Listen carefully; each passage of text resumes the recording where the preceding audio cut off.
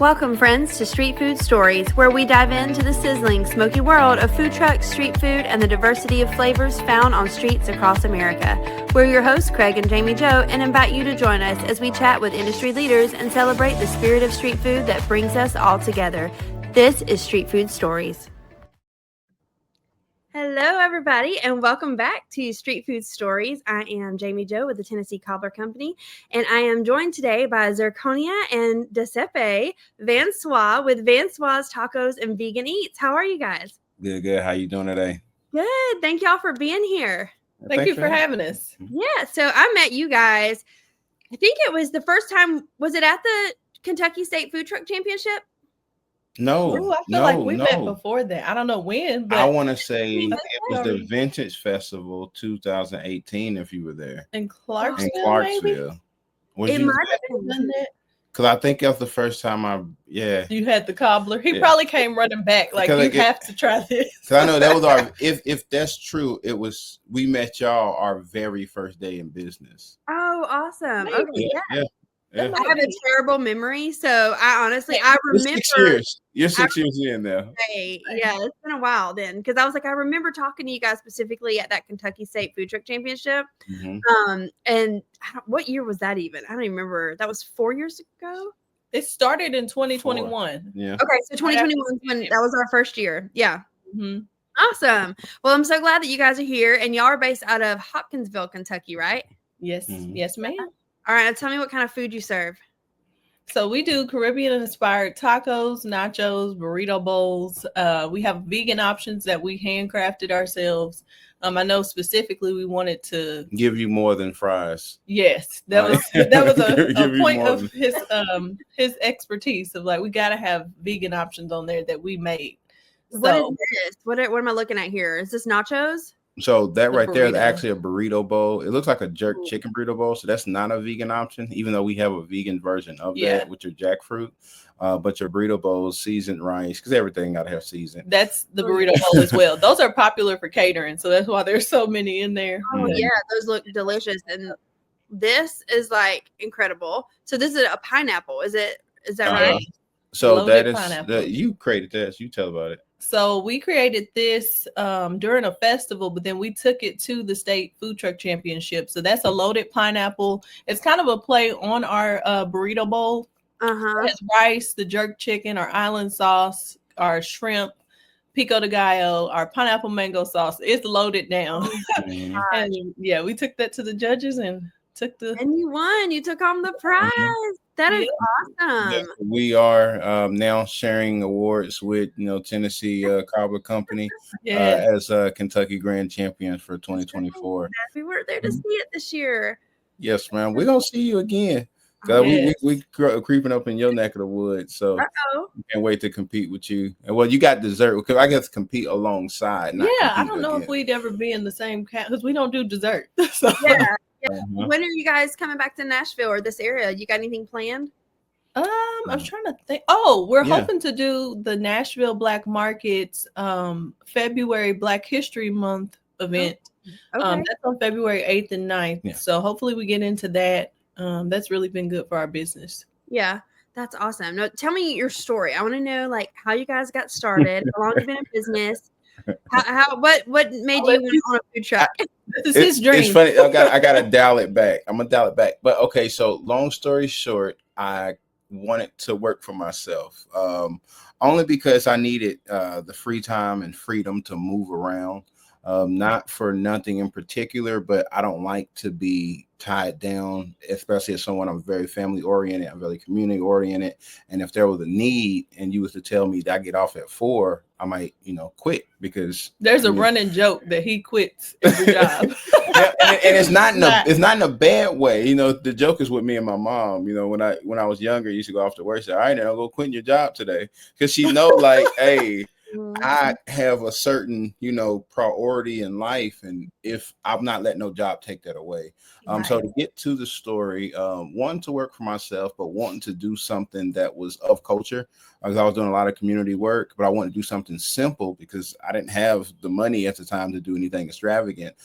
So we was looking at tacos, and how do you make tacos cultural to your community when tacos is traditionally a Mexican food? Decided to look at Caribbean inspired food and just condense it down to a taco form. A lot of Caribbean plates or big plates, rice, a lot of meat. It's all good, but you can handheld that and spread the flavor around. So in going that route, we were able to come up with what we have here today. That's awesome. So I love that. I love that story. How did you get your menu? Did you make up everything? Is it family recipes? No. So with the menu, it was really me doing the bones in the sense of, I know I wanted Caribbean tacos, but I didn't have a name yet. I know I wanted a dedicated vegan option, but I'm not a vegan. I don't know what that looks like. So it was a lot of lip service in developing the business. Then when I got back to Kentucky, I was in Alabama at the time. When I got back to Kentucky with my wife, who was at the time my girlfriend, she was just like, hey, I know flavors. I'm from Barbados, and you playing with a culture that really care about flavor. So she kind of took me under her wing. She was already a chef in her own right and kind of got some of the dishes together. So I'll let her tell you a little bit about the creation of the menu. Yes. So my dad is from Barbados. I grew up in Kentucky. So that was going to be my next question. Was like, did you grow up in Barbados? Because that's amazing. No. But I grew up eating Caribbean food. My grandmother was very that strong Caribbean grandmother. My aunts made sure we knew how to make the dishes. So we were talking about a jerk chicken taco, and my daddy will not teach us how to make his jerk. It was just not happening.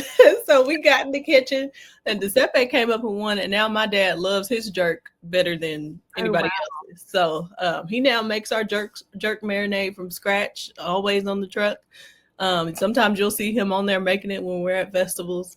But as far as building the menu, I just tapped into my roots, and then we just kind of merged that together and came up with what we got. And then in doing that, I want to add that it was very intentional with not just what we're selling, but the name, the presentation, the flavor profile, the texture of the bite. So if we was to go into detail of that last statement, we put pineapple. We use purple cabbage instead of lettuce on our tacos. Reason being, lettuce is pointless, is whippy, it don't hold a flavor, and it got the same chew consistency as most of the meat and other toppings. And so to kind of break that up, we used the purple cabbage because it holds a stronger crunch. It's beautiful in color. And then we dress it with a poppy seed dressing to kind of kill any of that earthy taste, but give another flavor profile. And you add that with your pineapple mango salsa. Why is pineapples and mangoes on There's your so many chicken people taco? like, I would have never tried this. I but get it, but they love it when they try it. You know what I'm saying? So it's like, it's really good. I always go for the nachos every time I see you guys out, and I'm like, that's one good thing for those listening, that if you're not in the food truck industry, the best part of food trucking is trading food. Right? Yes. Yeah. Now, when the trade is equal. Yes, a trade of Tennessee cobbler is an equal trade. Oh man!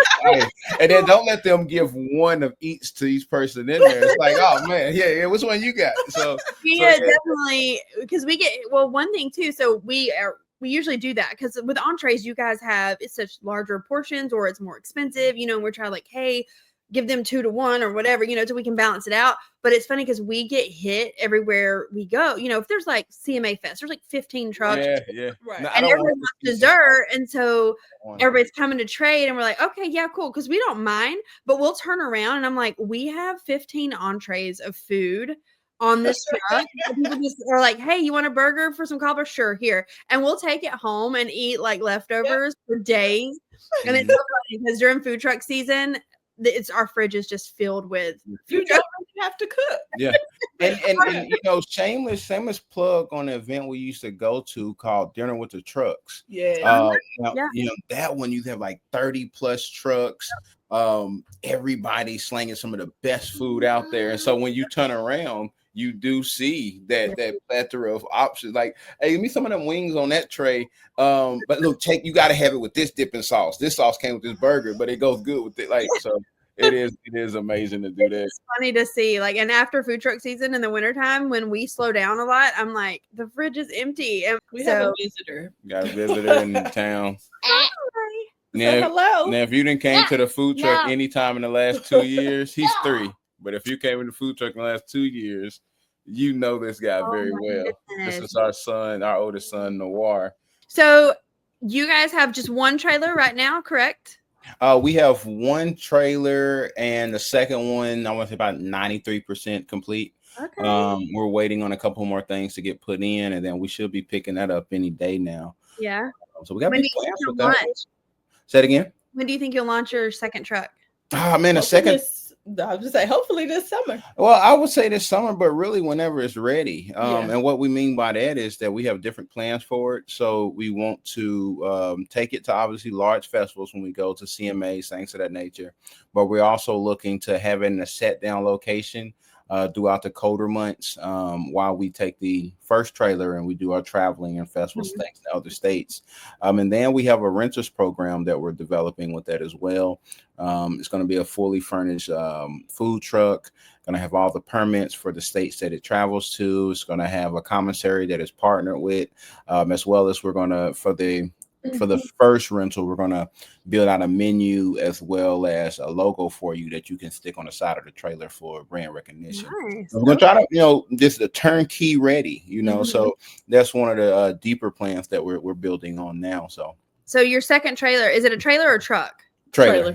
20 foot, 8.5 by 20 foot. Okay. What made you choose a trailer versus a truck?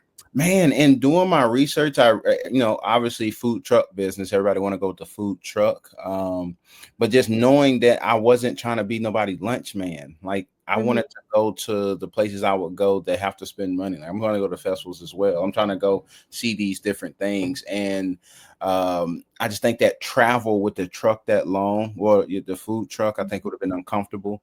As well as you're bringing more vehicles during larger events, and then it back in the day. Luckily, the industry has grown from this term, but it was term. You had roach coats, right? And when I was looking for food trucks with my limited finances, I only could afford the roach coats looking, trucks. And I'm like, that's not the look I want for my business.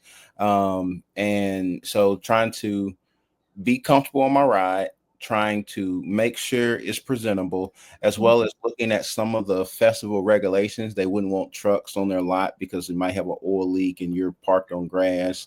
And then you have the noise of the generators. I'm thinking with a truck, with a trailer, I can put my generator somewhere else and activate where I'm at. So just the ease of comfort, the space, the volume, as well as the whole business is the business.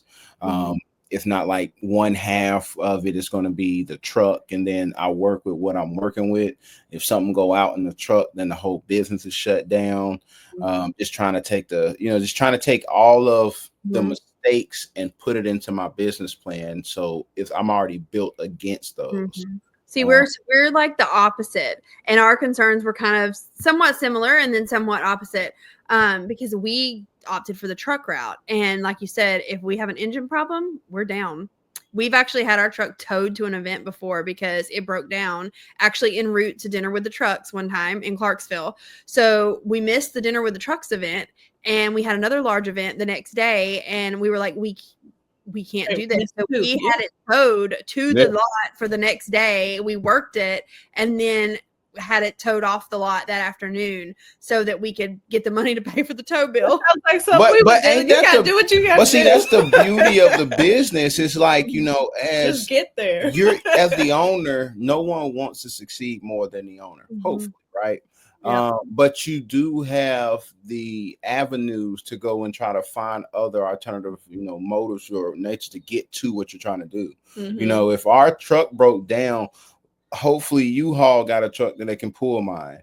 Hopefully there's different ways, but and we're looking to expand in other ways where you're looking at your brick and mortars, right? But at the same time, it's like, man, if something go wrong here, I can't move out this location to a better location until this get fixed. Have you had any issues? One of the reasons we opted for a truck is a lot of festivals, like don't allow trailers because they have to unhook from the pickup trucks. They have to have parking. They have to, or it's just logistically, it's as an event coordinator also, like I know it is a little bit logistically more difficult to deal with trailers sometimes. So I understand when event people say no trailers, we only want trucks, but have you found that that's limited you in any way, or? I can't even recall an event that told us no. Now I do. In our 6 years, there has probably been 2 events that told us no. And I have the app we're part of, the Slack, I was looking at applying for an event that said they was not looking specifically for a trailer. Yeah. So I've seen that, but as far as a hindrance, I would say no. And that's only because you're we don't put that out. Like we're just going to apply if we want to be there. We're not going to say, hey, I got a trailer, are you accepting us? And because it's like we said when we're talking about the food, the quality matters, right? So I tell anybody that haven't done business with me, first look at our reviews first, because I can talk it up. I'm the owner, of course. Then secondly, look at the pictures. If the reviews match the pictures, okay, cool. Then look at the schedule and see if you can come and eat with us and see if you can join the tribe as well. But with that said, that's just on the food side. Now with the trailer, we've been told plenty of times that we got the cleanest trailer or mobile that someone has seen. For what we sell to in contrast to the cleanliness, they're not used to seeing that. Then the wrap is beautiful. It's a beautiful wrap. It's very eye-catching. It tells the theme. Our logo is presented properly. So now if you're an organizer and you don't want trailers, cool. But you're first doing your due diligence on a company. Or this company, then I like their package. Like the way they present. They have a trailer. Look, let's just so important on that. Like branding and packaging in food trucks is so important. And I would harp on that all the time with people. Like, presentation is everything. Like, my favorite quote is, you cannot help how you are perceived, but you can help how you are presented. And that is so true to me, because you will sell so much more. I could have a semi-bad dish and I can package it up real nice and I can sell it. But if it's a bad dish and it looks like a bad dish, nobody wants it. And so I would always try to tell people, get your branding in line, have a good wrap, have a good logo, have a clean truck, have, everything needs to match and coordinate with your brand. And so like, I wouldn't start selling nachos tomorrow because it doesn't go with my brand. It doesn't make sense. So I think it's really smart for you guys to, to do the branding like you did. So you guys actually dealt with a food truck fire last year. Was it last year? What happened? You was there burning up my trailer. Why don't you tell what happened? He wasn't there. He was at a football game. And so it was just a random setup day. Me, his best friend, and my niece, I was like, let's go set up today at the plaza.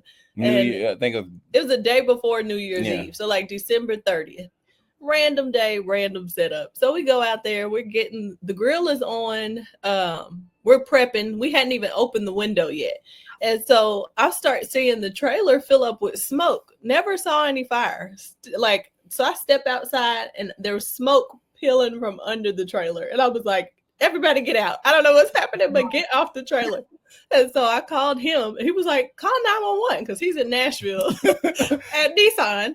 And so he was call the fire department. I said, is everybody okay? You did. I said, is everybody okay? She said, yeah. Call the fire department. I said, I got insurance. Call the fire department. Right? We're not worried about this. Oh my gosh. Did it damage? They got there super quick, started ripping out the walls, ripping out the ceiling. That was what tore me up because I was like, they are tearing my trailer to shreds. I didn't do sit there. I got the pictures. I was like, we gonna get a new trailer after this. He was like, I got insurance, but I was freaking out. Long story short, the fire started behind the wall of our grill. It was inside of the wall, and apparently whoever we bought the trailer from didn't insulate that wall. Properly. So all these years, I was thankful for the fact that we've done big festivals, CMA Fest, Pilgrimage. Thankfully, it didn't happen at any of those because we had no way of knowing that wall wasn't insulated. So I was happy at the fact that it was just a random day. We hadn't opened yet. Nobody got hurt. But to watch them tear it up, I was like, this is crazy. Last year must have been the year of the fires because we had a food truck fire last year too. Yours was on the wraps. And nobody I had no idea. I was like, what? So and we were at a big event. We were at the Williamson County Fair. And it was like day 1 of the fair. I think it might have been day 2, but I think it was day 1. And a family friend from Florida, her daughter comes up here and helps us out with big festivals sometimes over the summer. And so her daughter was with us, and she was with Craig on the truck. I think I was actually home. I had to do something. I was somewhere else anyway. So I get a call, and I can always tell when something's wrong when Craig calls, because he's always fairly calm, but he was like, okay. So I was like, what is it? It was like, the truck just caught on fire. And I'm like, what? Like, I'm not the calm one, obviously. And I was like, where's Kat? Like, I'm immediately like, where's the teenager that was on our truck that is not our teenager? Like, what's going on? And he said, I got it put out. And so he had to use the fire extinguisher. We actually had flames like coming up on the back of our truck. And they had some electrical issues with the fair that week, like trying to get everything set up and connected. And so I think we were pulling a lot of power, and between that and everybody plugging in where they were, and the outlet that we had was just not strong enough to hold it. And so with him running the air conditioner and the shake machine and the warmers, I mean, all the things that are on that truck I guess we're lucky it didn't happen before then, but the pizza guy behind us came over, was like beating on the door and was like, hey, you're on fire. And luckily screens don't supposed to be hot. Luckily grabbed the extinguisher and put it out, and they escorted us out. Like, I was so embarrassed. I wasn't even there. I was like, oh my gosh, like the fire department like escorted the truck like just out. Rolling it on out of there. But they said we could come. They're like, you can come back, get it fixed, get a sign off from an electrician or whatever. And we had a guy that has worked with us plenty of times. He's awesome.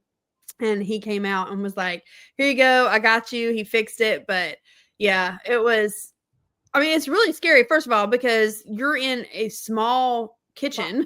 Yeah. With propane, and that was my first fear. And ours was actually under the propane tank, like directly. Ooh. Like our propane tank sits here, and there's like a little lip, and the fire was like right here.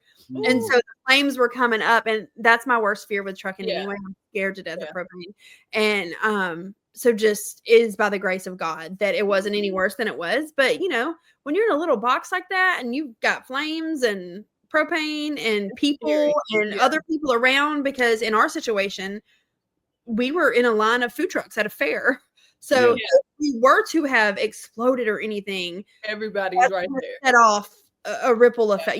Just, oh my gosh, I just thank God so much. Everything worked out.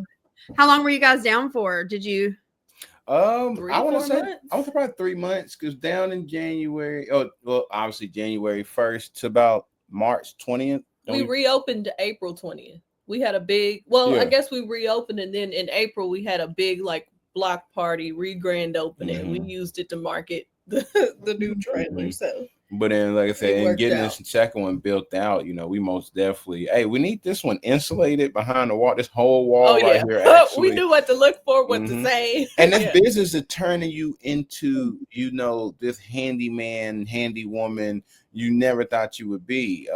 I'm doing electrical work on the fly. I'm doing, plumbing work on the fly. I know a little bit about gas appliances. Yep. I can change a regulator. So it's just like things you gotta, and then, just the hacks, the life hacks that comes in, I put this right here and hold it right there until we get to over here.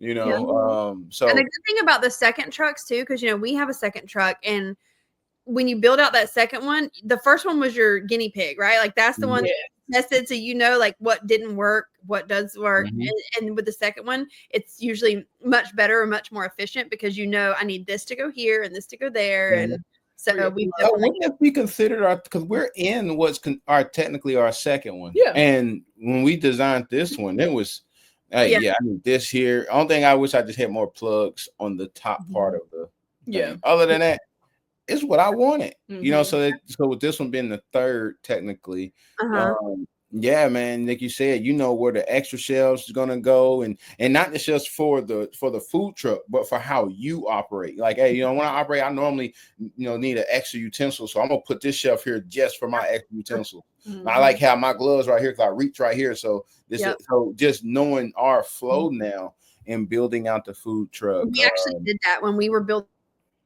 that was one of the things. The builder would lay down cardboard, and like draw everything out. Like, this is your fridge, this is your this, and we would go on before he built it and pretend to take orders. And I'm like, okay, I reach this way, I turn this way, I pull this out this way. Like, this isn't going to work. This needs to come up some, or this. So it was really technical. I mean, like, I need this raised, I need this lowered.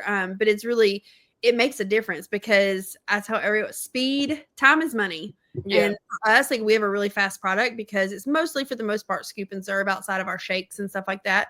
And I like to go. I'm like turn and burn when we're at a festival. Like, when it's busy. Yeah. We got to go. So I don't like out of whack. I like to be able to like move efficiently. And it makes a difference, because it makes a difference with your money. Yes, right. It does. Mm-hmm. One of our OGs told me that when we first was getting started, I think the first large event I went to was the Jerk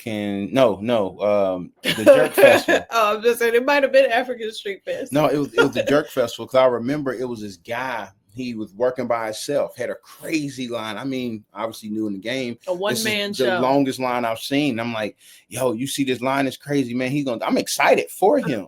But I'm telling this young lady, the older woman that helped me set up. We call her OG. That's my OG, because she gave me so much wisdom. But she was just like, baby, that line ain't moving. She said, it's one thing to have a line, but is it moving? Are you moving? And she pointed to her thing, and she had like this concession with this carnival type setup. She said, you see 8 people up front? Those 8 people take orders. These 10 people behind them make the orders. There should never be a time where food is not being made. They were pushing out and orders. they're lying, because you got groups. So you got in fest, you got the waves that come through. The waves move. It's like but here's out. Then I look back over and I'm looking at like, yo, that's the same person. So then we get, we back in the fest. We got to go sell our food, and I'm just the whole time I'm just looking at both of them operate. And I mean, he is getting it, right? I know his tips had to be crazy, because if you serve me. And I see you doing all this. Hey man, I don't need no change. But at the end of the day, man, I did look up and I'm like, man, I seen him already. He's working very hard to move this line by himself. That people still in line. Yeah. Damn, man, that was a couple minutes ago. So we go back serving, and then it was a 2-day festival. The second day, I think he came to me and he was like, hey, you got anybody that you can spare? I'll pay him X, Y, and like he ain't like money good. Like I need help. and we're new in it, and I think it was just 4 of us, Our best friends and us. and I think at the time we was operating out of a tent. This is before we had the trailer. Yeah. And so which by the way, we started off in a 10x10 tent, 2 cars packed down. Oh, and how often, I'm just going to go ahead and say it for tent vendors. I do not envy you at all. Like, we did tent stuff too. That is hard. We got it out of there real fast. It's even harder as a man, because when you're doing it with your woman and it starts to rain, you got to do the baby, go in the car, I got it. And you really don't want to have it. I really don't want to be out here, but we did. We started we started in the food truck. We didn't start under a tent necessarily. We started with the truck. But a couple years in, we were like, oh, we should get a tent and then do some like farmers markets and stuff as well, because it's for marketing and like promoting the truck and like let people taste our product and stuff. Hated it. I look at my setup now. Bowling, setting up the tables, bringing in the products. I'm spoiled by a food truck. Like I tell everybody, that's hard work to do tent work. So But see, now I'm like that with the trailer, because even going to the food truck, I'm like, man, because then I gotta make space for the stuff I gotta drive with. Then I got the kitchen stuff. Now I gotta turn my technology ain't the same in my truck. But then with the trailer, it's like, oh, I know my truck. You're gonna be able to hook my truck up, and I can drive comfortable and all of that good stuff. So listen, by the time I got like the farmers market set up, I was like over it. I'm like, I'm done. I don't want to sit here for 2 more hours. Like this is hard. So my biggest thing, I didn't like and this is not to sound bad, right? It's not to sound bad, but I'm just gonna say like I didn't like during the tent phase when I'm setting up. And you ask me how long it's gonna take before I get ready. But you still get some of that. You're right. But that's different. That's different. Like you gonna probably come to the back. My window closed, so you really just dinner with the trucks was bad for people coming to your back door knocking. Hey, when are you gonna open? Like, man, I promise you, I'm not gonna feed you through this back door. No. You deserve better. I joke with them. You deserve better. I'm gonna open. You gonna eat through the front. Well, that event's crazy. Or like that, it used to be. Like I missed that event because that was a rocking event. It was, yeah. Man. And I'm the order taker, so I would be. We set up a tent there once. I mean, we have the truck behind us, but our truck is tiny, and so to have two people inside working, the cashier really it's better. That's why we do CMA Fest outside. Like I move outside. I like how you did. We adopted that this year. I don't know if you noticed. We was on the outside and cooked on the inside. It's so much easier just to have somebody out there, and our printer, of course, connects so it can prints in there. But that's what we they'll yell at me every once in a while. They're like, slow down, because I'll just like spin tickets. I'm like, I don't care. Let's go, let's get them. Get it. But yeah, it's that tent stuff, man, is exhausting. So I don't envy people there. Like, kudos to all the tent market folks out there. You're doing a good job. Look, I will say in my days now, man, them tents at festivals, man, like they don't have the same volume per se, unless they come with a cooler truck. But man, them tents is really what grabs the crowd a lot of times. What I noticed, like, man, when I was at Pilgrimage, just looking at, we set up and across just looking at how tents operate, Thunder over Louisville, seeing how the tents operate. When I go places, the tents, they get me wrong, they work hard. But for what you're trying to do, I think a tent is good in these situations because the people see you, the people can smell it, and then if everything else is set up right, like we were saying, as far as the look, the color, the presentation, that can be an add-on to get you to get some attraction to you. It's not a lot, it's not too much of how long the food gonna be. Like, I see you working. I see you working. So I can be in my line. It's easier to interact. Yeah. So what brings you to town? Have you ever been to this festival before? Like, my trailer is like you're out there, and you just like, well, they look like they're moving fast. I think my food should be ready. And of course, we're aiming not to take long, but at the same time, hey, when did you get here? We got a little one back with us. This guy, what's up, dude? Say hello. Tell me about the Kentucky State Food Truck Championship last year. I'm so sad that we missed it. We were not there, and you guys won the grand prize. Oh, yeah. Your creation. Yeah, your creation. Yeah. So we've been there probably 4 years at this point. I think it's the fourth year. Mm-hmm. And I was like, every year we get a what is it called? Like a section title. We got best theme, best food truck spirit, best international dish, all of that. And I'm like, I'm tired of that. Great to win, but we gotta win. Yep. And so I was like, let's do the loaded pineapples. We actually had launched those at Summer Salute. And so for this festival, I was like, let's take it and see. If this doesn't win, I don't know what will. And so once they announced us, I was shocked because she said our name wrong. And then she said we were from Evansville or something. And so then when she said it, everybody was looking at it. I was like, oh, that's us. We finally won. So it was exciting to win. Great promo to win. Yeah, it was and exciting. Then I guess so from my take, it was exciting to win because, like you said, you think you are presenting quality or award-winning dishes the other time. So, I think we presented the carnival tacos before, which is amazing. Jerk chicken, island shrimp, the whole works. We've done the carnival nacho. We didn't do the carnival nacho. We were gonna either do that or the pineapple. So we did the carnival nacho. We did carnival tacos. We did the plantain bowl. Mm-hmm. Did we do a quesadilla before? I don't think so. We did something. It was a lot of really great food. So, I was just like buying our time, right? And so to win, I do felt it was deserving. Yeah. But when we did it, outside of you, I think every other champion was there.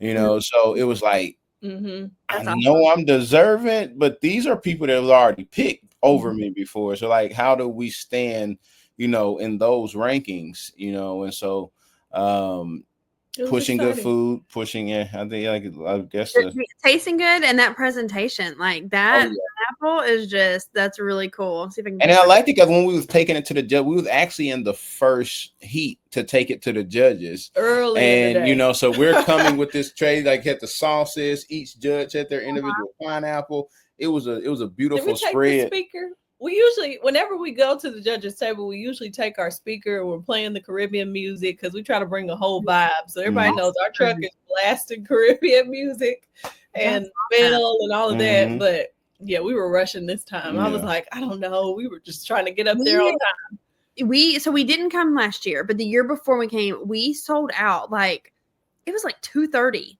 and we were already out. And I'm like, oh my gosh, like.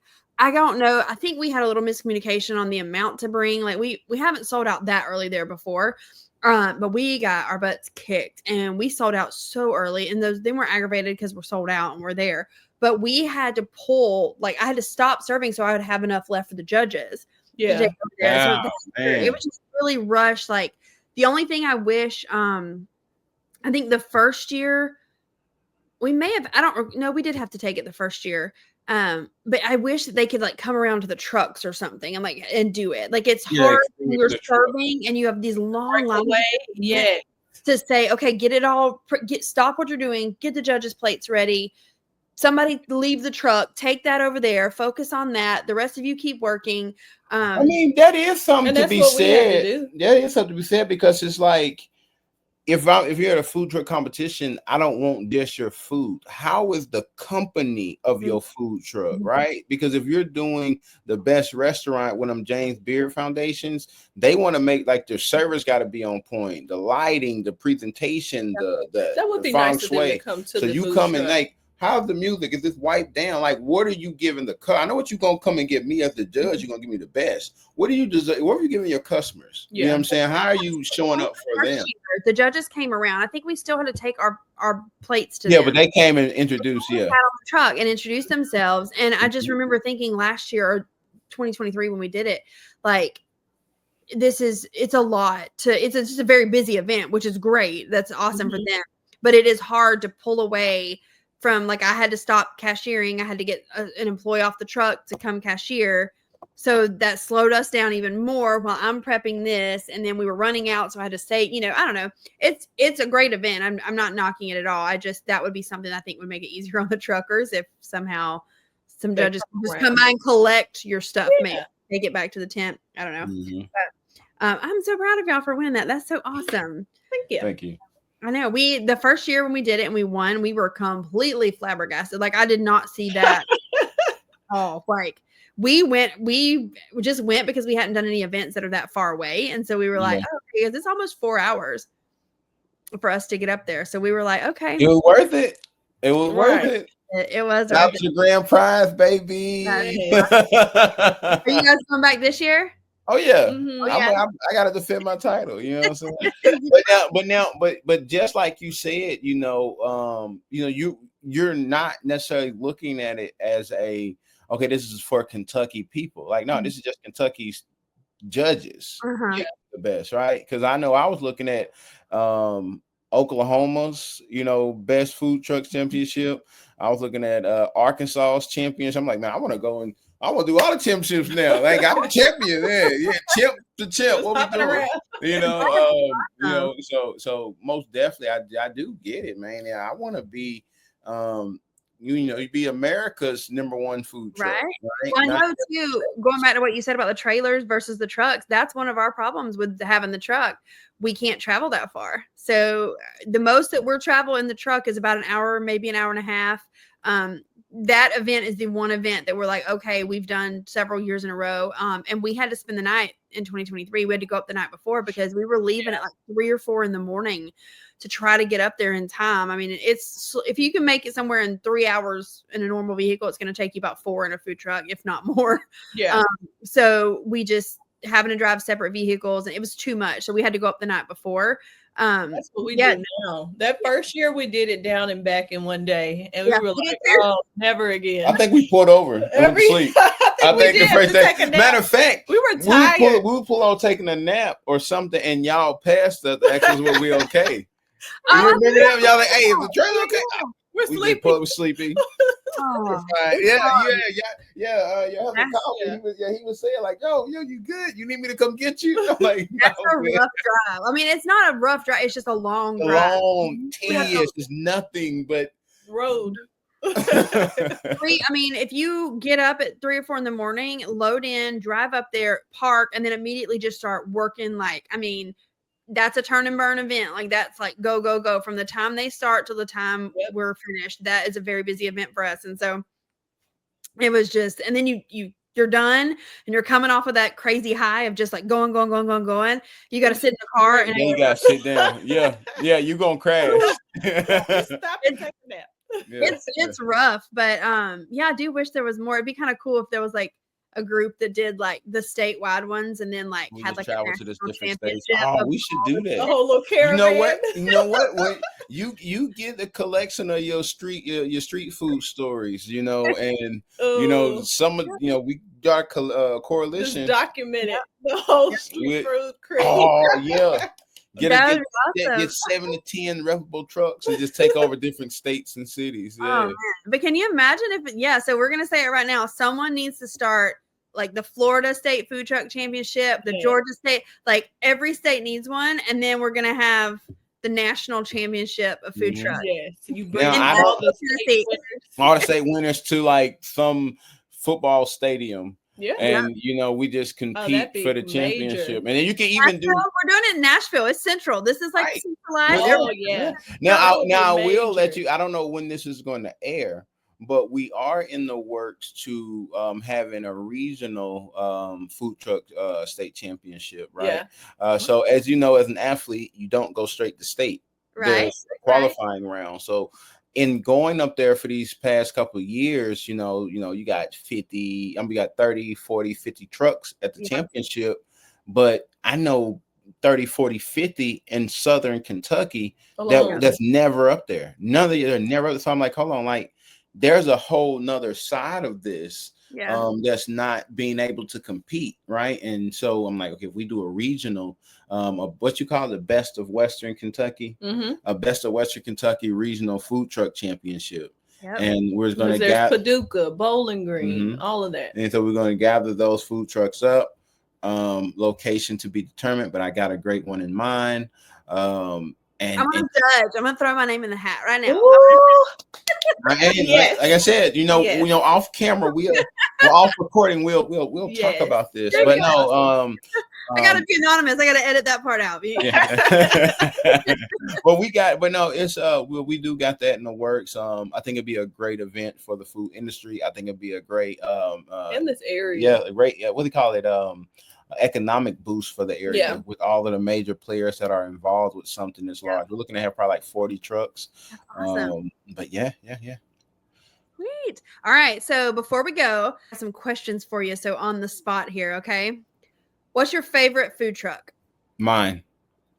That might be true. Like that. All right. I love my food truck. I took a break. If I can't pick me, you already know which one is mine. Big Kahuna. Yes. Big Kahuna. Big Kahuna's Island something. They out of Clarksville, Tennessee. They do Hawaiian barbecue. Ooh. You get this steamed white rice. It's just plain steamed white rice. Nothing's on it, but it's so good. You get the chicken and the beef. I get the double plate. The cucumber kimchi and then that macaroni salad. It's so simple, but it all goes together. It works. All right, let's see. If you could start or launch a second concept, what would you do? Oh, burgers. He wants to do a burger truck. No, listen. And the burgers would just come next. But like I was thinking, I got Vansauwas tacos and vegan eats. That's our Caribbean spin on tacos. I can do Vansauwa burgers. I could do He's been down the rabbit hole. Vansauwa Caribbean wings, just a bunch of Caribbean flavored wings.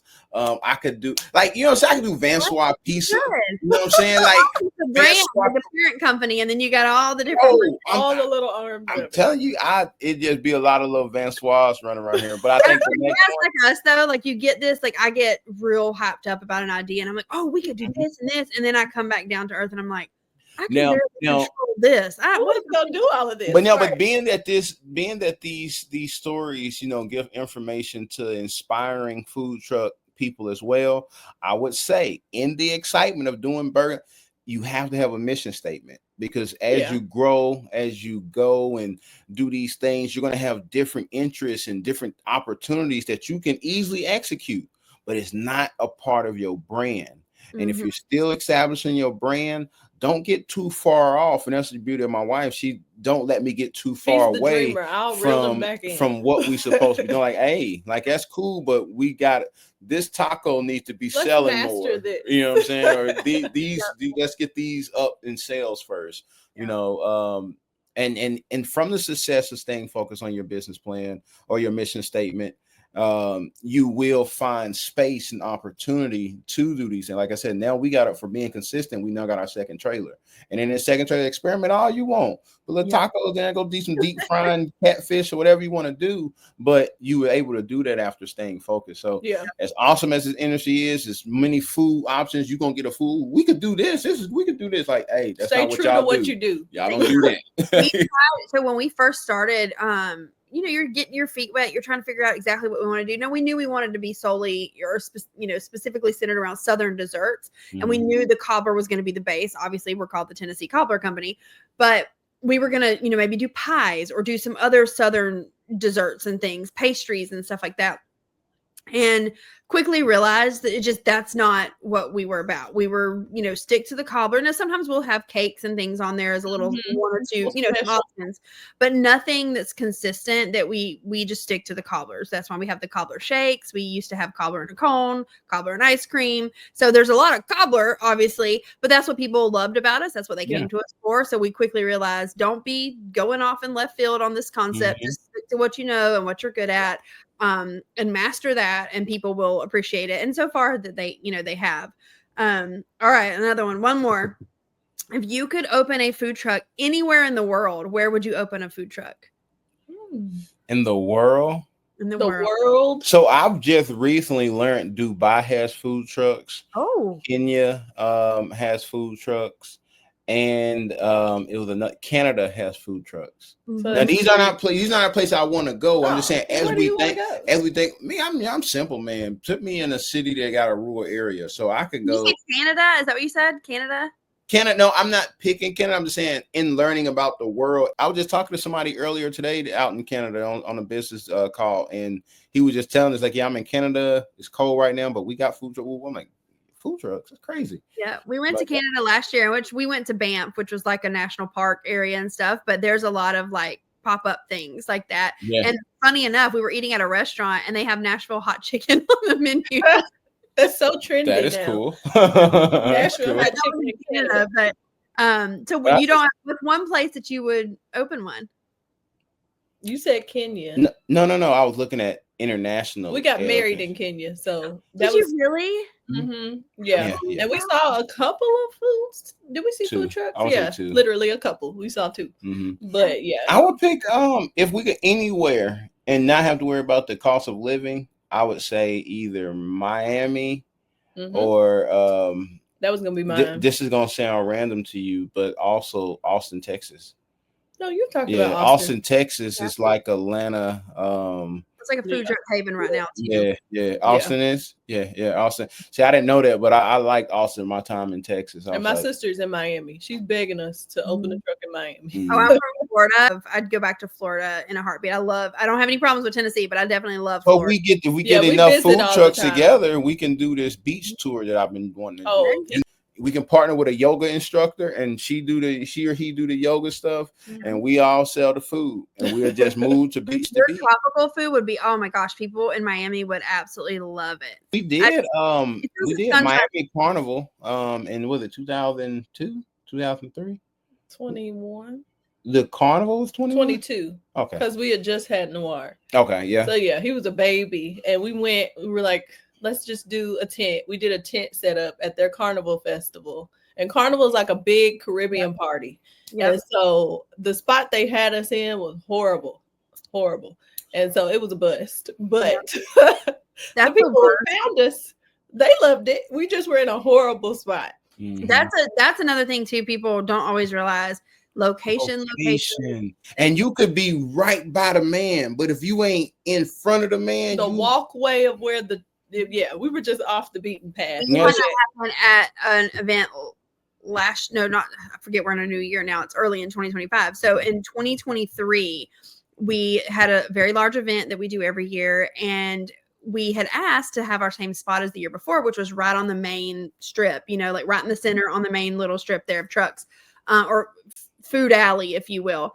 Mm-hmm. And we get there and they have moved us. Like, so here's the alleyway with trucks on both sides. They have moved us all the way to the end where sideways facing, our window is facing the vendor gate where vendor and security come in. Oh no. And we were like, you got to move it. Like, we can't, please move. No. Have to stay there. We asked if we could at least turn sideways so our window would be facing with the other trucks as well. Nope. You have to stay facing this way. It cut ourselves in half. Like, people have to find you. Yeah. People that know we're there every year still would message us on Instagram and be like, are you guys not here this year? Like, where are you? Like, we're over on the back 40. Like, so. It was like, I didn't, it was the Nashville Tequila and Taco Festival. Yeah. We did well there, right? Because it was only like 3 taco food trucks. Oh, yeah. Like, it was like 3 in the taco, like they had barbecue, they had sandwiches. But it rained. I think that's what killed it. It rained. It was pouring. But down. It was a heavy drizzle. It wasn't pouring until after the event. But still, the amount of taco trucks at a taco festival ain't got nothing to do with the rain. Yeah. You know what I'm saying? Like, we're like, people are coming to eat tacos, and before they can get to us, if they have a distaste, they may leave. If they come to a festival looking to get to the food, but they got the food ducked off in the air, I got to do too much walking, they may leave. Mm-hmm. So it's just different situations that happens around festivals that you got to take into account. Your location, who is the headliner, who they're gonna let you serve drinks, or they serving drinks, what kind of drinks, and what's the price point of their drinks. It's so many variables that you get to the point of Tennessee Cobbler or Vansauwas tacos, and you're gonna throw your own festival. You're gonna we do a thing called Taste of the Town. We're actually on year 5 of it. It's a fifth year anniversary. We bring right in the center of downtown. We bring about I want to say about 1,000 people in the 4-hour time span. We brought 15 trucks, 1,000 people, and several of them sell out. Now the events is bigger. We got to go to a different location. Mm-hmm. We got prospects of a couple thousand this year. Mm-hmm. It's just, but we can't wait on nobody with all the variables that happens when you're trying to at least break even, right? Because everybody's overhead is different. Luckily for us, how we do things, we got a pretty beautiful overhead, but think about the people that sells those barbecue plates. You can't eat barbecue. Yeah. So if I gotta come ready and been smoking weed all night, then I get there and there's a mess up in where y'all setting us, and now I gotta sell this meat. I gotta take that, like, oh, we overbooked for here, so I'm gonna move you to the VIP section.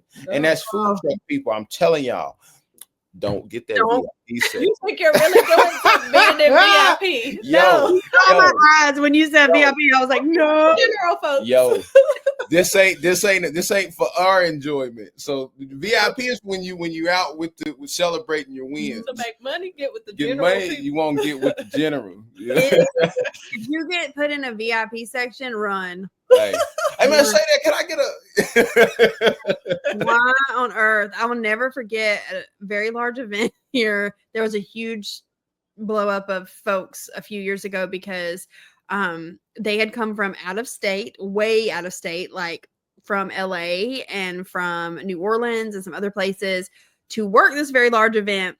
And when they got here, they got placed inside the VIP. Well, VIP is ticketed. So if you have an event, this event had like 250,000 people at it, and they got put inside VIP. It was like nothing, because it's VIP. Like they're not, and so then they want you to cater to the VIP guests and give away more stuff than you sell, really. So these poor truckers had come. I mean, they ended up leaving before the event. The event was like 3 or 4 days, and they ended up leaving day one, I think. They were very upset because I don't even think they sold $100. They're not making money. You're stuck inside the fence. All your people are out there at the event, So yeah, definitely when I see VIP, I'm like, nope. And I didn't know no better, man. I didn't. And what really opened my eyes to it, you know what? Because I might still get booked to this place. Don't say it. It was, what I'm talking about. It opened my eyes to it because, it's going to be a certain point where you're going to catch your flow. Doing this for a while, it's gonna be a point. You rush to get ready, you rush to be prepared and all this stuff. But when you catch your flow, like, all right, as the owner, I'm gonna stretch my wings. I'm gonna go talk to the other owners, see how everything is. You know what I'm saying? So I'm gonna go into the VIP, and then why is everybody that works on this truck hanging outside the truck, and they all trying to solicit people to come in? Like, yo, what y'all sell? We sell X, Y, and Z. Like, y'all want to trade? Like, nah, your food been sitting there for a minute. I don't know if it's gonna be fresh because the lines don't move over here. So it just nah, man, no VIPs for me. Yeah, no unless VIP. I know the event. Yeah, the last thing I was gonna do a VIP in Atlanta just recently, and so they wanted us to serve as the exclusive food truck to a low ticketed event where over half of the ticket holders purchase came with food that the price was fixed for the chef, so that they ticked off $40, right? 25 of it is already going towards your food. So if I sell 200 tickets, I get that as a cook, as a chef already. Now the food truck comes, now he got to sell his food. You know what I'm saying? So it's too much food already given out. Like, man, look, man, what? No. That's like the free stuff too. There was another big event here in Nashville a few years ago, and they had like major corporations giving away like free lemonade right next to like a shaved ice vendor. Yeah, like a well-known vendor. Yeah. Things of free hamburgers. And I'm like, what? You cannot compete with that. Like and I host events. Like I do event coordinating for my nonprofit, and at our event, when I book the food trucks, I tell everybody, all of our vendors, there's no giveaways. Like if you're going to give away anything from your booth, you must run it by me first. We have to approve it. And just recently I had someone ask, why do you do that? Why can't we give away stuff? I said, you can give away promotional items like, Post-it notes or notepads or pens or whatever, but you cannot give away food. We had someone before that, they wanted to pass out free bottled water. I'm like, no, we have people selling bottled water. Yeah. Free boiled peanuts. No, we have a vendor that's a boiled peanut vendor. Like and it's very frustrating to go somewhere and find that, half the people there are giving away free stuff and you're trying to sell, or you just your sales are slow and you go why? What's going on? I see people, and then you go inside. Because we did a school event that did that before. You're outside trying to serve this, parent teacher night or whatever, and you go in inside. There's pizza inside in every classroom. Wait, hold on, wait. Yeah. Yo, what's going on? Which brings me to we don't go out anymore without a minimum. Like we require a minimum for service. And it was because of a lot of stuff like that too. Like, we can't afford as a small business to pay this labor and time for prep and everything else to get there. And they do stuff like that. And, and I ask questions now, well, how many other vendors do you have? Is there food provided inside? Or, but this is our minimum to serve. And if we sell, the way we do it too is if the public is purchasing their own meals, we tell the booker that you're only responsible for any remaining amount of the hourly balance. We do that. That's not met. So if we require $900 and we sell $600, then you're going to have to owe us $200 or $300. Yeah. And it's been very beneficial to us, and we stopped a lot of the nonsense bookings because sometimes you just get those that they want free catering, and you just can't do that. It's a double-edged sword in that situation. Well, not in that situation, but just thinking about the ability to have a minimum. So with us, we're in a smaller city in Hopkinsville, and you don't see too many minimums, because it's a smaller city, where you see up in like Nashville where you're located. But this thing is like in a smaller city where they may not have a lot of food, they may be willing to pay a minimum because they did their due diligence and find out this is quality that we're getting, right? And it's the same thing in a bigger city. You could have a bigger city like, okay, I don't want to pay the minimum because I got other options. So it's like, it's just, yeah, and that's why you ask all looking for quality cares. Right? Yeah, you got to ask those questions, and you can tell with event coordinators, especially if they're quick to say, "Oh no, I can't," I can't guarantee that you'll sell that much. Then, okay, the way ours is set up, that's literally like 150 people for us to meet our minimum typically. So I'm like, so you don't even know, you're just telling me that, oh, there's gonna be 10,000 people at this, and now you're worried about 100 people.